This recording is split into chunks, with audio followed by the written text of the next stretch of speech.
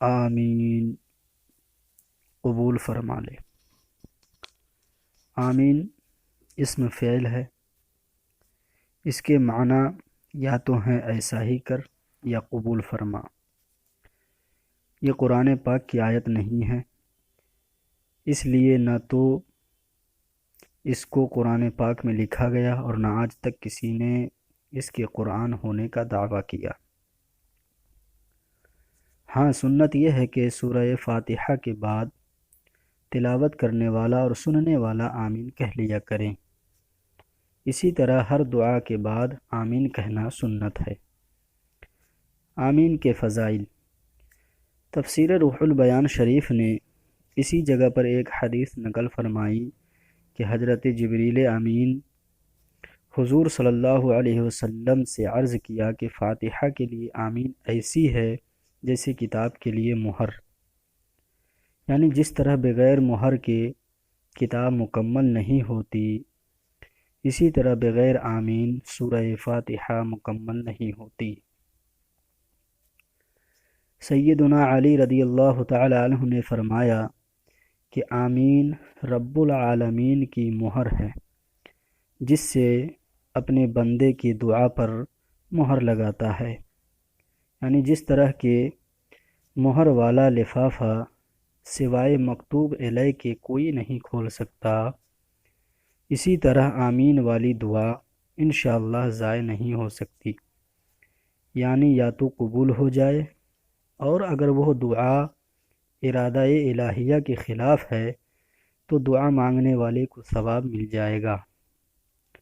حضرت وہب فرماتے ہیں کہ آمین میں 4 حرف ہیں، اور آمین کہنے والے کے لیے 4 فرشتے دعائے مغفرت کرتے ہیں۔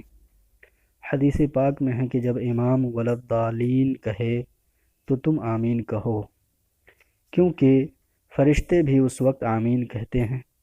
جس کی آمین فرشتوں کی آمین کے موافق ہوگی، اس کے تمام گناہ بخش دیے جائیں گے۔ حضرت امام فناری تفسیر سورہ فاتحہ میں فرماتے ہیں کہ شیطان اس دعا سے مایوس ہو جاتا ہے جس کے آخر میں آمین کہہ دی جائے، کیونکہ وہ سمجھتا ہے کہ اس پر مہر لگ چکی، میں توڑ نہیں سکتا۔ ماخوذ روح البیان۔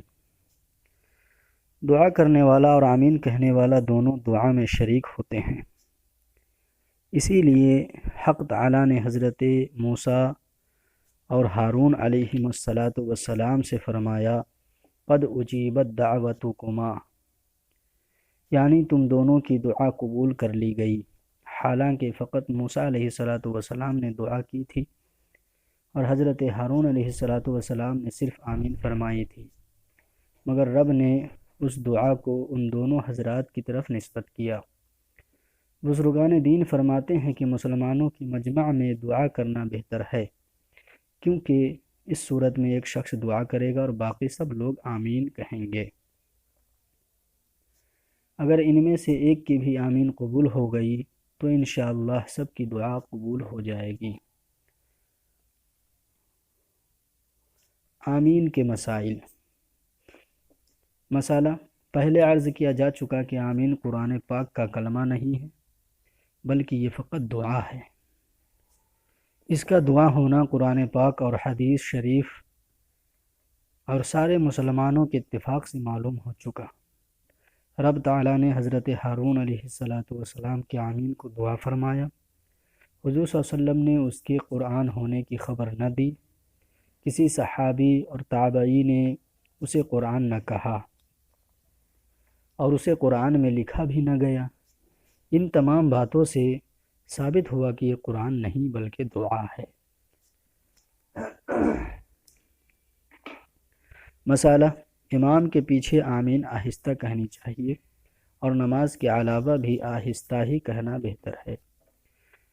اس کا آہستہ کہنا قرآن پاک، حدیث شریفہ اور عمل صحابہ کرام اور عقلی دلائل سے ثابت ہے۔ قرآن کریم فرماتا ہے ادعوا ربکم تضرعا وخفیہ،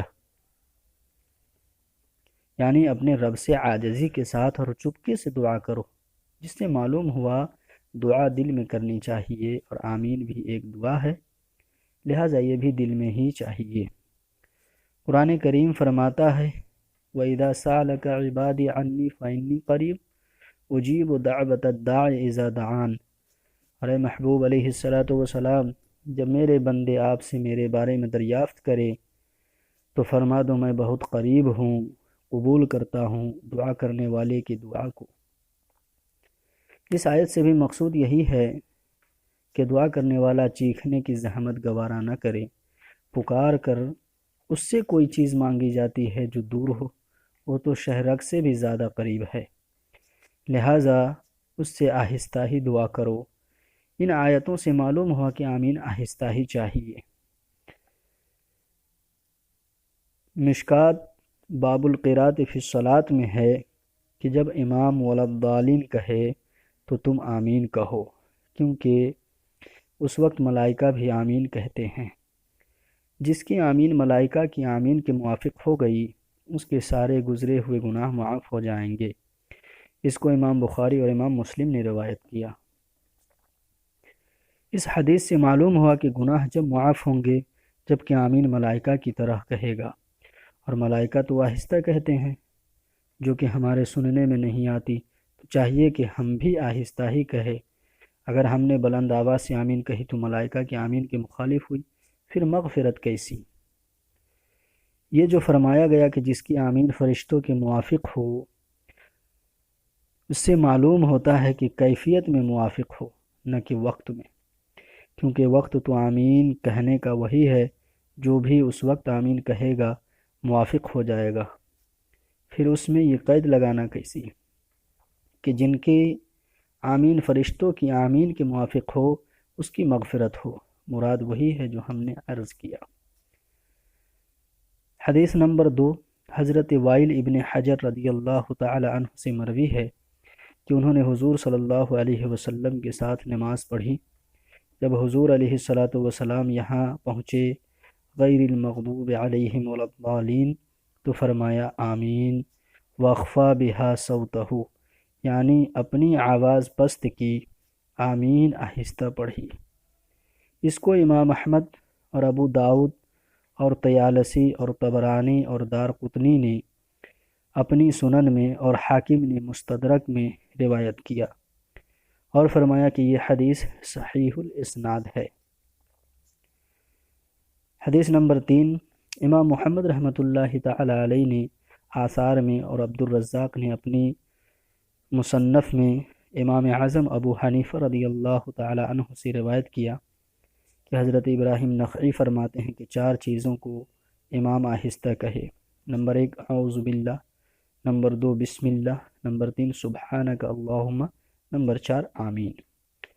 حدیث نمبر 4، طبرانی نے تہذیب میں اور تحاوی اور ابن جریر نے اور ابو حفص ابن شاہدین نے حضرت ابو وائل رضی اللہ تعالی عنہ سے روایت کی کہ حضرت علی اور عمر رضی اللہ تعالی عنہما نہ تو بسم اللہ آواز سے پڑھتے تھے اور نہ آمین۔ حدیث نمبر 5، اسی طبرانی کبیر میں انہیں ابی وائل رضی اللہ تعالی عنہ سے روایت کیا کہ حضرت علی اور عبداللہ ابن مسعود رضی اللہ تعالی عنہما نماز میں اعوذ باللہ اور بسم اللہ اور آمین کو بلند آواز سے نہ پڑھتے تھے۔ حدیث نمبر 6، عینی شرح ہدایہ نے حضرت ابو معمر رضی اللہ تعالی عنہ سے روایت کی کہ سیدنا عمر ابن الخطاب رضی اللہ تعالی عنہ فرماتے ہیں امام 4 چیز آہستہ کہیں، اعوذ باللہ، بسم اللہ، آمین، ربنا لک الحمد۔ نمبر 7، یہی روایت منتخب کنز الاعمال میں ابراہیم نخعی سے ہے۔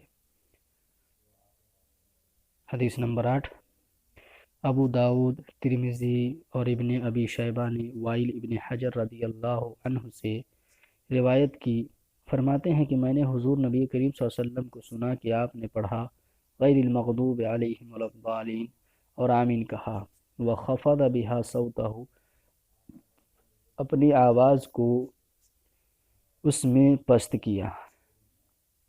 حدیث نمبر 6، حدیث نمبر 9، بہقی نے انہیں ابی وائل رضی اللہ تعالی عنہ سے روایت کیا کہ سیدنا عبداللہ فرماتے ہیں کہ امام 4 چیزوں کو آہستہ کہیں، بسم اللہ، آمین، ربنا لک الحمد اور اعوذ باللہ کو۔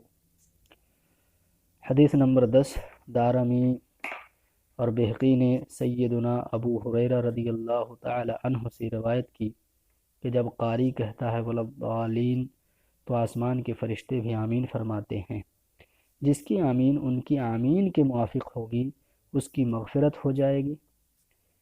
اس کی پوری تحقیق صحیح البخاری میں دیکھو۔ عقلی دلیل، آمین کے علاوہ جس قدر نماز میں دعائیں ہیں، یعنی دعائے قنوت، دعائے معصورہ وغیرہ، تمام آہستہ ہی پڑھی جاتی ہے۔ چونکہ آمین بھی ایک دعا ہے، چاہیے کہ یہ بھی آہستہ پڑھی جائے۔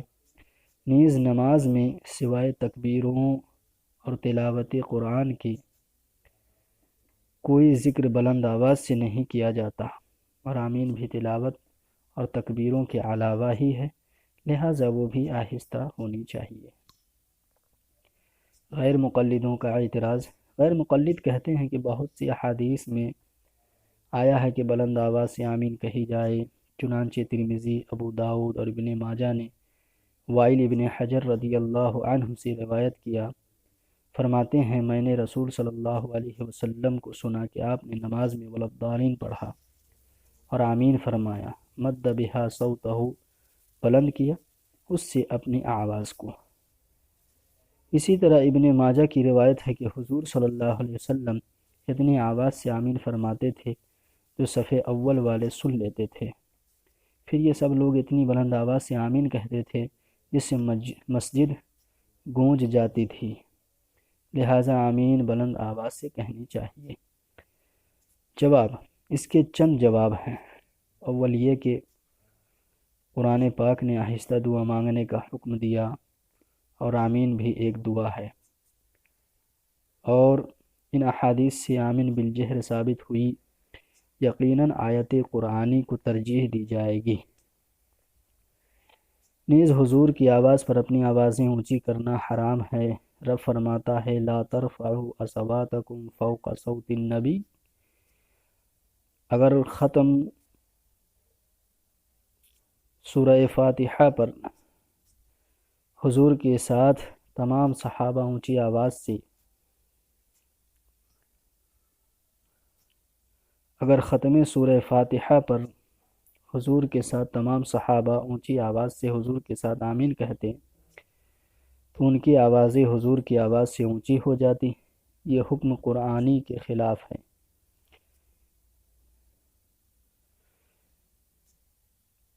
یہ حکم قرآنی کے خلاف ہے۔ آمین بالخفی کی پوری بحث ہماری کتاب جاء الحق حصہ دوم میں ملاحظہ کرو، جس میں اس جیسے 26 مسائل پر محققانہ گفتگو کی گئی ہے۔ دوسرے یہ کہ جب احادیث کی تحقیق کی جاتی ہے تو بلند آواز کی حدیثوں میں صرف سیدنا وائل رضی اللہ عنہ کی روایت صحیح ہے جس میں مد بہا صوتہ ہے، اور اس کا ترجمہ یہ نہیں کہ بلند آواز سے آمین فرمائے، بلکہ اس کے معنی یہ ہے کہ آواز کھینچ کر آمین کہا، یعنی آمین کے الف اور میم کو مد کے ساتھ کھینچ کر پڑھا۔ اب لفظ صوت کے معنی فقط آواز کے ہیں، خواہ چیخ کر ہو خواہ آہستہ۔ پھر جبکہ انہی حضرت وائل رضی اللہ عنہ کی روایت میں صراحتاً آ چکا کہ حضور علیہ السلام نے آمین آہستہ فرمائی، تو یقیناً اس روایت میں بھی صوت سے مراد آہستہ آواز ہوگی تاکہ دونوں روایتیں مطابق ہو جائیں۔ تیسرے یہ کہ جن روایتوں میں جہر کے الفاظ موجود ہیں، اولاً تو اسناد کے لحاظ سے وہ صحیح نہیں ہیں، علاوہ ازیں ان روایات کرنے والوں نے مد بہا صوتہ کا ترجمہ جہر فرما کر روایت بے معنی کر دی ہے۔ ابن ماجہ کی روایت اس لیے بھی قرین قیاس نہیں کہ اس میں آمین کی آواز سے مسجد گونج جاتی تھی، اور ظاہر ہے کہ کچی اور چھپر والی مسجد میں گونج پیدا نہیں ہو سکتی، گونج تو ڈاٹ والی پختہ عمارت میں پیدا ہوتی ہے۔ اور مسجد نبوی شریف اس وقت کچی تھی، چھت چھپر تھا۔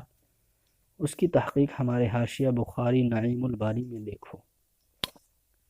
چوتھے یہ کہ جب حدیثوں میں تعارض ہو تو قیاس کے ذریعے سے بعض حدیثوں کو ترجیح دے دی جاتی ہے، تو آہستہ آمین کہنے کی حدیثیں قیاس کے مطابق ہیں، اور بلند آواز سے آمین کہنے کی حدیثیں قیاس کے خلاف، جیسا کہ ہم پہلے بیان کر چکے ہیں، لہٰذا آمین آہستہ ہی کہنا چاہیے۔ پانچویں یہ کہ آہستہ آمین والی حدیثوں کی قرآن پاک تائید فرما رہا ہے، لہٰذا وہی زیادہ قابل عمل ہے۔ چھٹے یہ کہ یہ کہا جا سکتا ہے کہ بلند آواز سے آمین کہنے کی روایتیں منسوخ ہے اور آہستہ والی ناسخ، لہٰذا آہستہ آمین کہنا ہی قابل عمل ہے۔ وصلی اللہ تعالی علی حبیبہ ونور عرشہ سیدنا و مولانا محمد وآلہ واصحابہ اجمعین برحمتک یا ارحم الراحمین۔